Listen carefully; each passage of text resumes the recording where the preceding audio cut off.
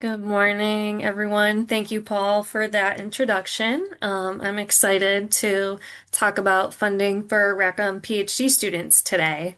A little bit about me. My name is Leah Hall. I am a senior fellowships administrator on the Rackham Finance and Fellowships team.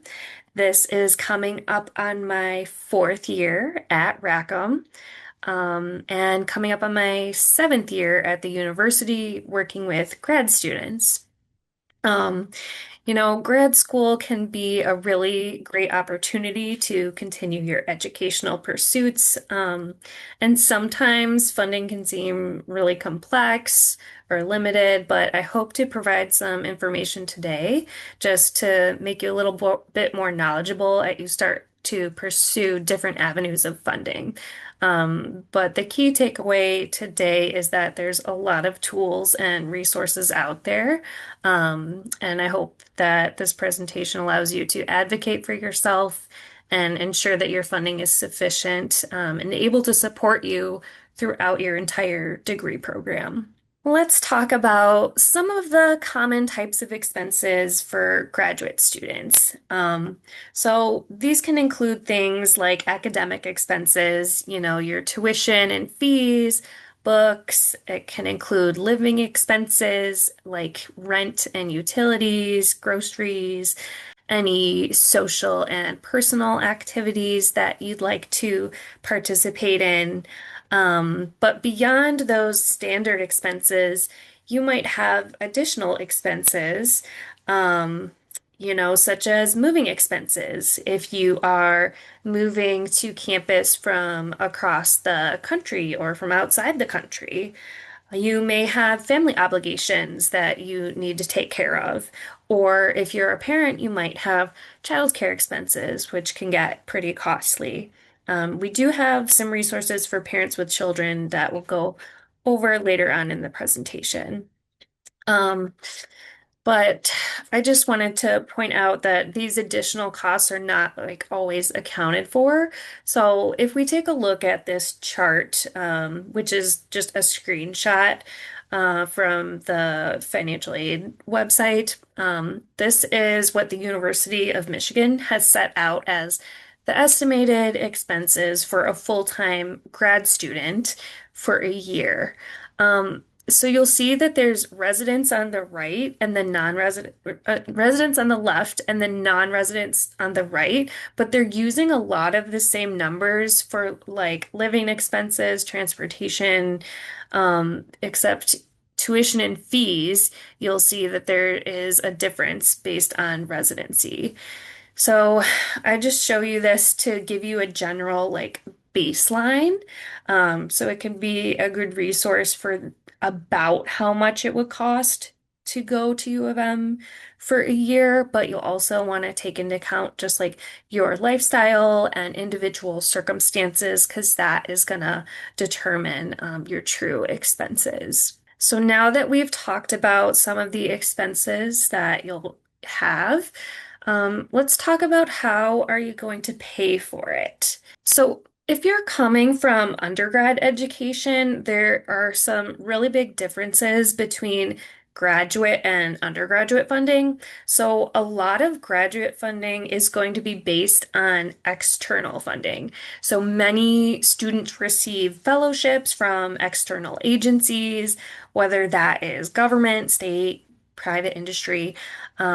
So it's not as much determined by financial need like a lot of the undergraduate aid is. Graduate student funding also tends to be more complex because it can really vary just by field of study and within graduate programs. Because every program is different size, different discipline. So funding can really just vary depending on what program you're in. When you were admitted to the university, you received an offer letter from your academic program, and that has your funding plan outlined. So I encourage you to just take a look at that. That's going to be one of your good resources for just getting an idea of what your 5 to 7 year funding model is going to look like. Funding plans can always change, but that's just a good reference to have. So, one of the really common types of funding support for grad students includes work opportunities. So, I'll be talking about the three types of positions that we have here at U of M. And these opportunities are, they allow for students to be involved in teaching, research, or strategic initiatives on campus. And these are actually very competitive employment opportunities because they carry a strong financial aid package that may include tuition, stipend, and health benefits. So probably the most common position that we see is GSIs or graduate student instructors. These positions teach undergrad classes, they assist with grading and exams.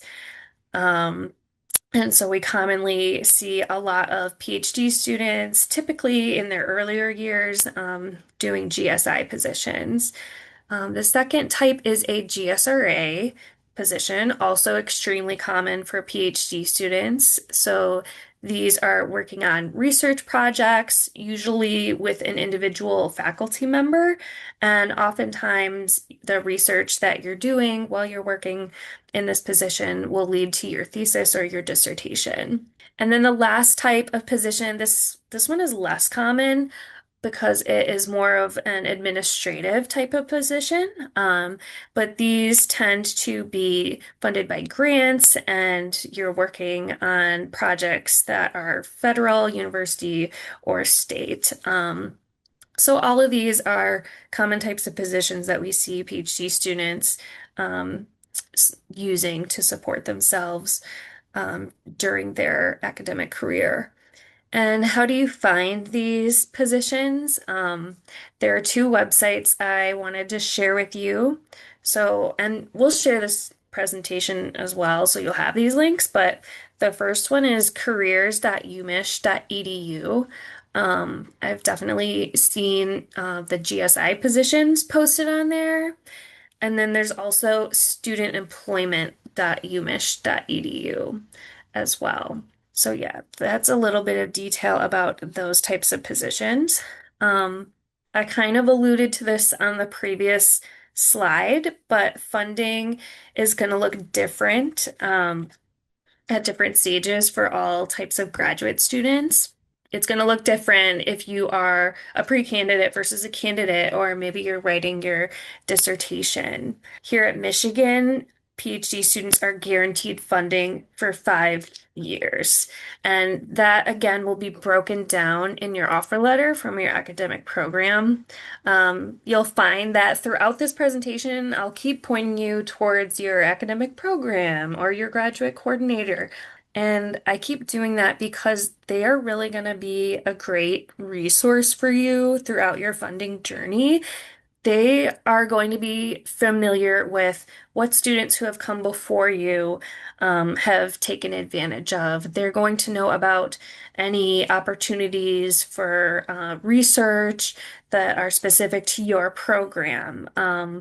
So they're really going to be your number one resource. What can funding cover? So if you're at U of M, here are some of the things that funding can cover. It can cover things like tuition and fees, stipend, health and dental insurance. We have a Rackham Conference Travel Grant that is for presenting your research at an academic conference. Programs also may have a travel grant, so check with your program about that as well, because we tend to see students, let's say they're going to a conference and the cost is $2,000. They'll apply to the Rackham Travel Grant, and then they'll apply for funds from their program and maybe another funding source, and kind of cobble together the funding to make sure that they're fully covered for when they go. Um, we also have aid for emergency situations. So we have the Rackham Emergency Grant. And as a PhD student, you are eligible for 2 emergency grants throughout your doctoral career. for up to $2,500 each. Additionally, many programs have their own emergency grants as well. And another really great resource is CEW Plus, the Center for Education for Women. Um, and they will assist you, regardless of your gender, undergraduate, graduate, but they have emergency funding as well. We also have aid for costs associated with completion of degree, research expenses, and professional development. So here at U of M and Rackham, we have funding for all these different types of things. Okay, let's talk about external funding. So how to go about finding funding information. Many students will use general search engines online. However, we caution students with using general ones like FastWeb just because we have seen students doing a lot of work with these and, sending essays and letters and things like that. And sometimes they just don't hear back, which can be a bit frustrating. So one of the links I wanted to share with you is the U of M library funding guide, and this is a pretty comprehensive resource. It lists funding that is Rackham funding, non-Rackham funding, external funding, and you can also filter by like school or college as well. It's really organized and it's just a great all-encompassing place where you can find information about funding. Additionally, foundations and organizations may have scholarships or fellowships. So, a good example of that is the NSF fellowship, NIH. There's also corporate fellowships or industry partnerships. Some employers as well, such as an internship, might be an opportunity to help fund you. And then other great resources are going to be, of course, your graduate school, the graduate library, your school or college, and then the Office of Financial Aid can help with any questions you might have about loans. And then one of your best resources, as mentioned earlier, is always going to be your department and your graduate coordinator. And faculty members and the staff in your program will know more about the specific opportunities that students in your program have taken advantage of. So that is a really good resource. Um, and also just talk to other students in your program, see what they're applying to, see what they've been successful in terms of funding as well. For Rackham Graduate School specifically, I want to highlight the Rackham Graduate Student Newsletter, and that comes out, I believe, weekly. But there's a section in the newsletter specifically for fellowships, and it will list what opportunities we have open with links to apply and deadlines. So keep an eye out for that. And then another resource I just wanted to share with you and make sure that you're aware of is the Rackham disbursement calendar. So if you are on a Rackham fellowship, for example, like the RMF, you're going to want to look at this Rackham disbursement calendar. It will have all of the payment dates for your stipend. For Rackham fellowships, they tend to be 5 payments per term, whereas a lot of other fellowships are 4 payments per term. And employment as well is only 4 payments per term. So for Rackham, we have like an early September, October, November, December, a payment plan like that. Whereas for programs and employment, it's just once per month. So if you're looking to see when you're going to get paid and you're on a Rackham fellowship, you can go to the Rackham disbursement calendar. Um, oh, and I should mention, so that's for Rackham fellowships. with the exception of NSF, and that's just because we have like the federal agreement with NSF that we have to do four payments. So that one is only four payments, but the other Rackham fellowships are five. Okay, so when you receive an award, you really want to make sure that you understand all of the terms. So this is really important because sometimes there's specific conditions that you have to meet for the award. So sometimes there are work obligations. For example, you could be required to do research or work for your program, or there could even be work obligations after the award. We have an award that is through the state of Michigan that we work with them. It's called the KCP Future Faculty Fellowship, and it's $35,000 for doctoral students, but you have to agree to work in a faculty position for 3 to 5 years after you graduate. And if you don't fulfill that service, then the award converts into a loan. So just be aware and keep an eye out for any work obligations that you would need to meet. Other things that we've seen awards require are things like reports, annual reports on activities or expenditures. I know the NSF is a good example of that. Some of our awards come directly from donors, so you might be asked to write a thank you letter to the donor or participate in a special program or something like that. So when you receive an award, you also want to think about any award limitations. And one that we always tell students to look for is supplemental employment. So does the award limit you, or does it allow you to hold employment on top of the award? So many Rackham fellowships, like the RMF, the Pre-Doctoral Fellowship, the International Student Fellowship, those all limit students to working 10 hours per week or a 0.25 GSI appointment. So just keep an eye out for that to see if the award is limiting you. Um, you'll also want to ask about if there is supplemental funding through the award. Does it provide anything additional, such as funds for travel or research? Does it cover health insurance? Things like that. Um, and then you will also want to keep in mind your funding trajectory throughout your career.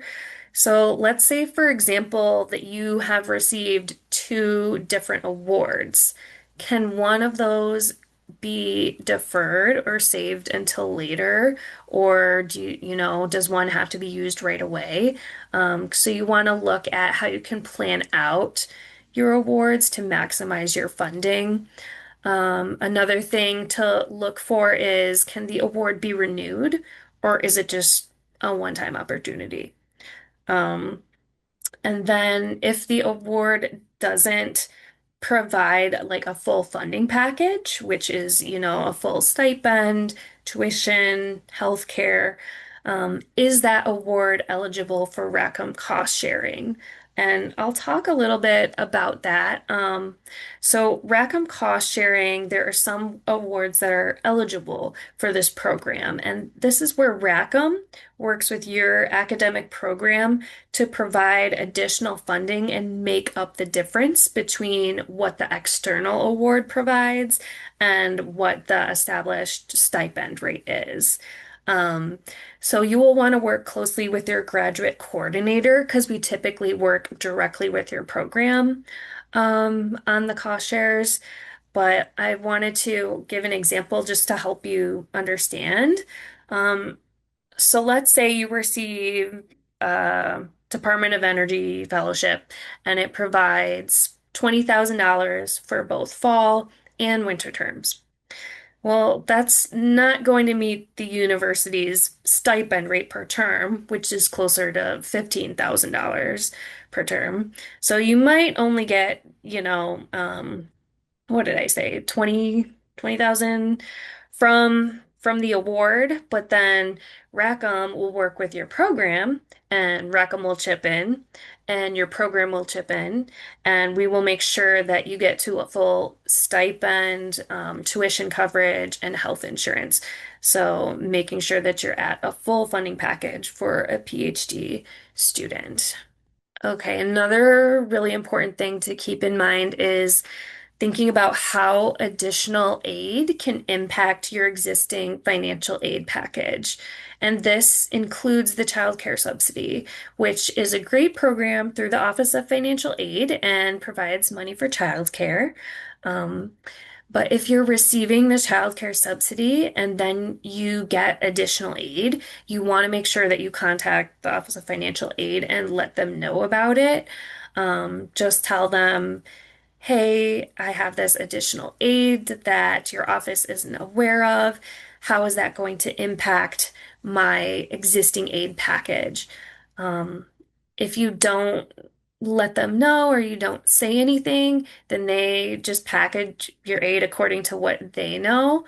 And you could be in a situation where they have to reduce a federal loan or they have to reduce your childcare subsidy, and that sometimes mean that you will owe money back on your account that you have already received. And that can result in some tricky situations for people.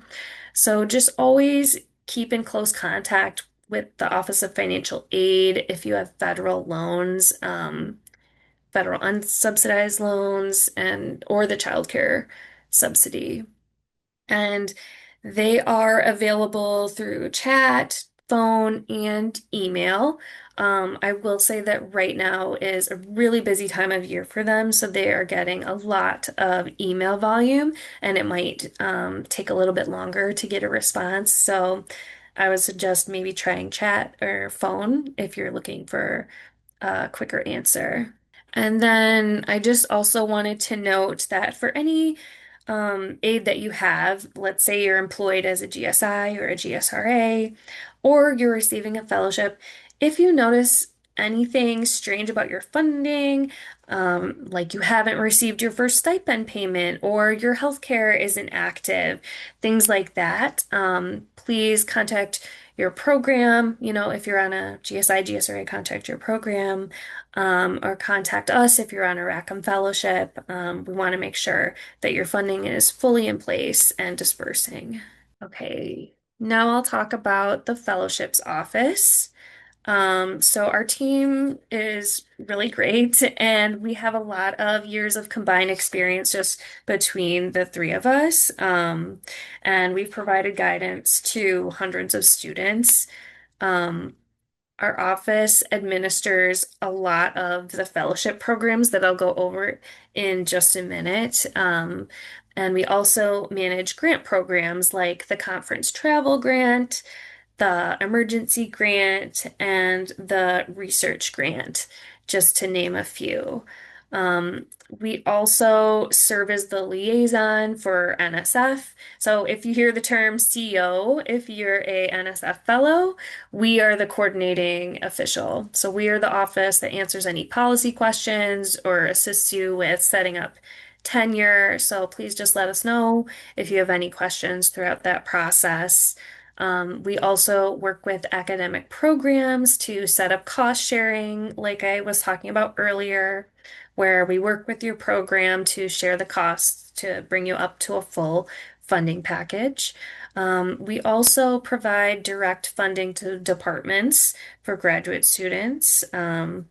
So Rackham will provide funding directly to your program, and then the program decides if they want to use it to support students directly or maybe use it for their own travel grants or emergency funds for students. And some of this money comes from really generous Rackham donors, and some of it comes directly from Rackham's budget and goes straight to your academic program. Um, we also assist with funding for summer research programs as well. Um, I want to highlight setting up direct deposit in this presentation. It's very important because this is how we're going to get you your funding as quickly as possible. It's fine if you don't set it up, but just know that a paper check will be mailed to the address that's on file in Wolverine Access. Um, and that's fine, but that's going to take more time for a paper check to be mailed to you than for a direct deposit to go through. Another thing that I've seen happen is students tend to move throughout their time at the university, and they maybe forget to update their address, so then the check gets sent to an old apartment or something like that. And then they have to wait even longer for that check to get canceled and a new check to be sent. So I highly, highly encourage you to set up direct deposit. That's just going to be the quickest way to get you your funds. And now I'll go over some funding opportunities that we have in Rackham. So we have student initiated awards where you will apply directly as a student through the Rackham website. And our funding website is listed on the slide, rackham.umich.edu/funding. That has all of our fellowships. So please take a look. Feel free to reach out to us if you have questions about a specific fellowship. Um, some of the student initiated awards are travel grants, research grants. So for PhD students specifically, you are eligible for a $1,500 research grant when you are a pre-candidate. And then after you reach candidacy, you are eligible to apply for a $3,000 research grant. Um, we also have emergency funding for any like unexpected situations that come up. We have also program nominated awards. So some Rackham fellowships require you to be nominated by your academic program. So you'll see that listed on our website if something is program nominated. But you'll just want to contact your graduate coordinator if you're interested in being nominated for any of those, because typically programs have their own internal processes for nominating. For example, sometimes programs are limited to nominating 2 or 3 students for an award. So they might have their own internal process to determine who gets nominated or moved forward. Um, we also have a professional travel with children grant that is if you are traveling to, let's say, a conference and you have a small child under 6 that you need to bring with you, you can apply for that directly. Um, Additionally, there are some more specialized funding. I kind of talked about some of the funding that goes to your program. Um, and I'll go to the next slide here to show you the names of the fellowships that we have. Oh, quick note, Rackham does not award funds directly to incoming students, so initial funding typically comes through your academic program.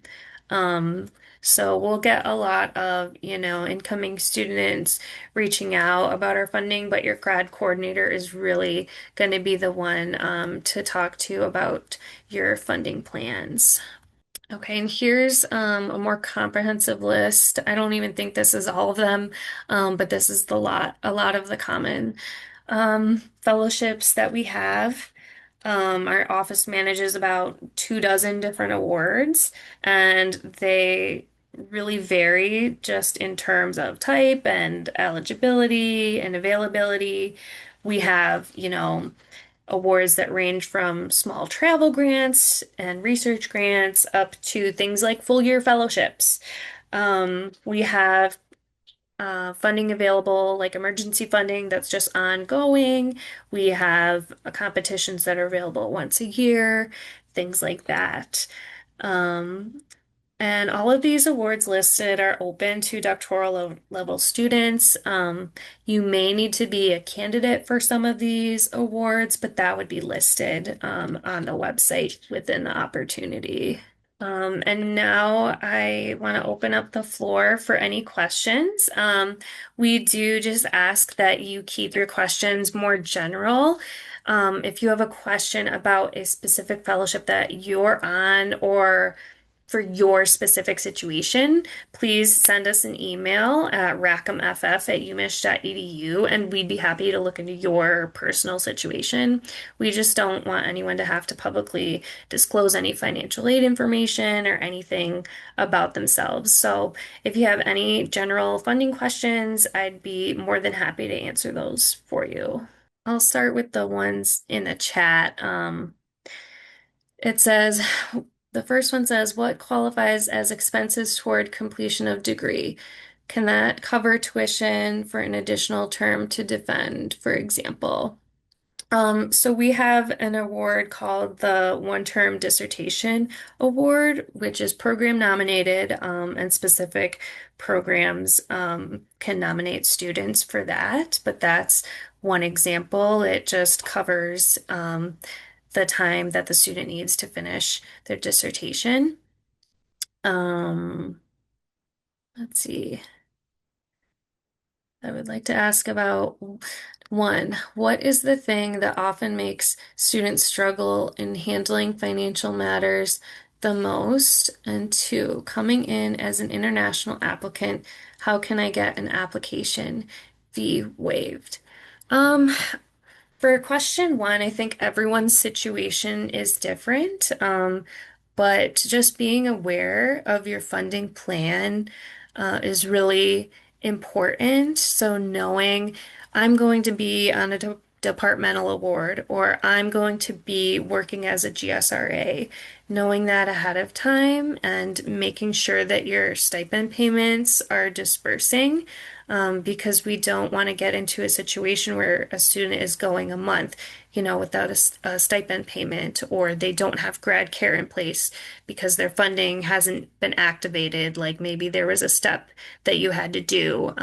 For example, with the RMF.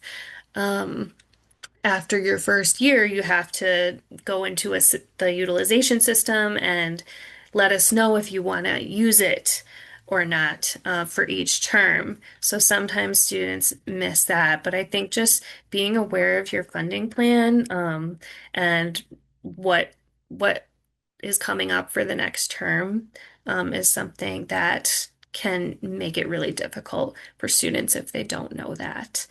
Um, for the application fees, oh, thank you, Danielle, for that application fee waiver. Yes, please contact the recommend admissions team. They're going to be the ones that are the experts on that. Unfortunately, I'm not very well versed in application fees. Okay, there's another question that says, you mentioned that a typical PhD student might take between 5 to 7 years to complete their degree requirement. I know the majority of students receive a 5-year package guaranteed from the department. How should students cover the years between year 5 and year 7? Also, what does the LSA 10-term rule and how does it impact students who have finished 5 years of study and still need more time to finish? So yes, the students are guaranteed funding for as a PhD for 5 years.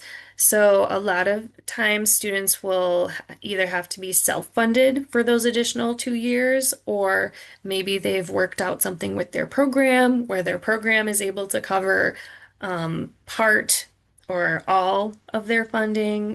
For example, we've seen programs cover tuition, but the student has to, figure out how they're going to receive their stipend. Um, Also, I guess work opportunities like working as a GSI or GSRA would be an option, although not ideal in like the final stages of your degree because you really want to be able to focus on, writing completing your dissertation or your research. But those are just some of the ways that I've seen. Um, I'm not really familiar with the LSA 10 term rule. I would maybe ask if you're in an LSA program, I would maybe ask your graduate coordinator if they know what that means. For Rackham, I don't, I'm just not, I don't know anything about that one. Did I miss any? Let me know if I missed any in the chat. The LSA 10-term rule means you can teach an LSA for 10 terms. If your funding package only has you teaching for 8 terms, for example, even after the first 5 years, you can still teach an additional term in LSA. I would reach out to your academic program about that. We don't administer the GSI or, GSRA positions here. So they would be more familiar with that, or maybe even academic HR. Since they administer the hiring of GSIs and GSRAs, they might also be a good resource. Well, if you think of any, please feel free to reach out to rackhamff@umich.edu.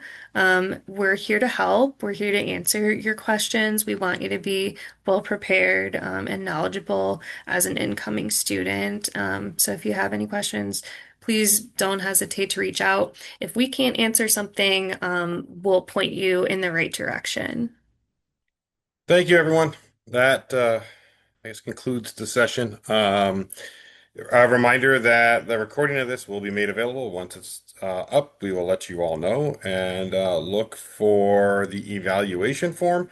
That is right in the in the chat now, and it'll be emailed as well. Please fill out that evaluation. We want to know how we did today, and also there are sections that are asking for your feedback for future events and future workshops. Everything in Grad School 101 is pretty much comes from student feedback as to what topics are important before you get to graduate school and sort of in your first year transition. So we'd really appreciate a couple clicks. It takes about 2 minutes to do the evaluation form. And that's it. Thank you, everyone. Enjoy your day and check the portal because we have more great workshops next week. Many of them dealing with financial topics such as repaying debt and emergency funding specifically. Have a good day, everyone.